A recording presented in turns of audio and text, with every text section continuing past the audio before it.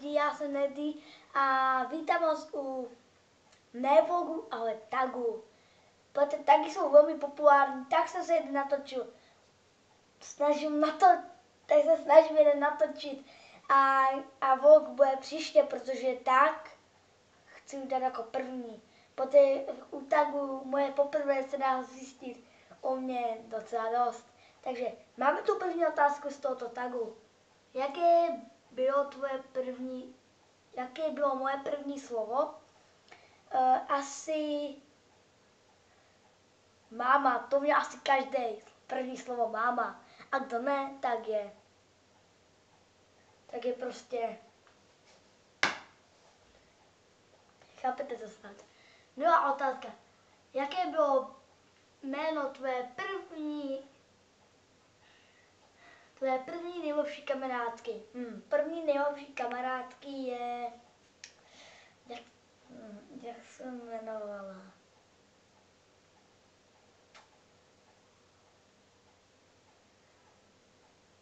Tak asi Agáta. Druhá otázka. Třetí otázka.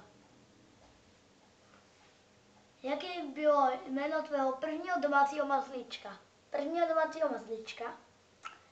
Tak mazlíčka, říkáte, jo? Mazlíčka? No, tak to já nevím. Byl to pes boxer, ale nevím, jak se jmenoval. Jo, jmenoval se Kousal. Protože všechno, protože nám kousal boty, to jsme ho pojmenovali Kousal. A čtvrtá otázka, jich dohromady 11, aby vás informoval. První strach. A první jsem měl strach asi z toho, když jsem zažil poprvé bouřku, jo.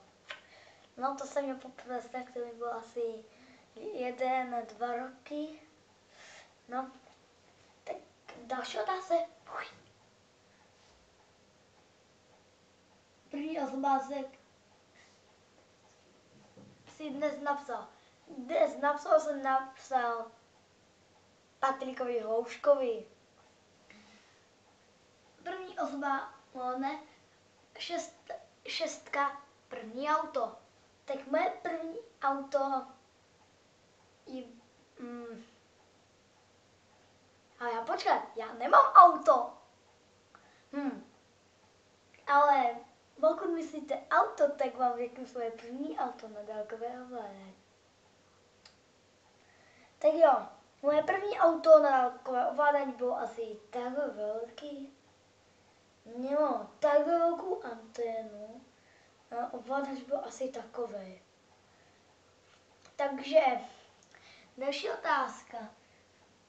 Tvůj první telefon, asi Alcatel, první červený Alcatel, který má segra. Čekejte, já teďka udělám chvilku pauzu a jdu pro ten mobil. To je on. To byl můj první telefon. Teďka má segra po mně. A když ho porovnám s tím mým, co mám, ale na něm teďka točím, takže vám ho nemůžu ukázat. Ale tohle byl můj první mobil. Teda telefon. Další otázka. Moje první rande. Tak moje první rande bylo asi v mých 5 letech. No těžko říct, v 5 letech jsem se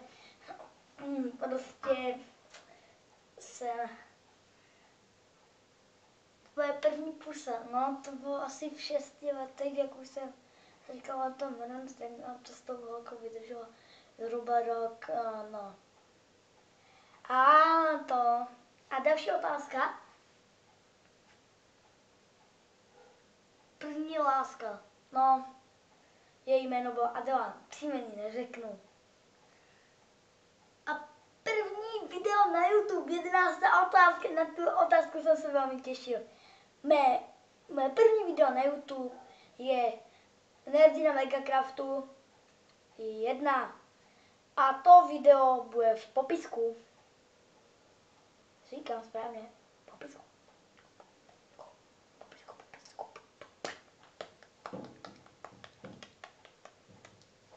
Popisku. Tak tohle asi všechno z tohle videa. Doufám, že se vám video líbilo, nezapomeňte dát like a odběr. A jo, ještě se zapomněl něco říct.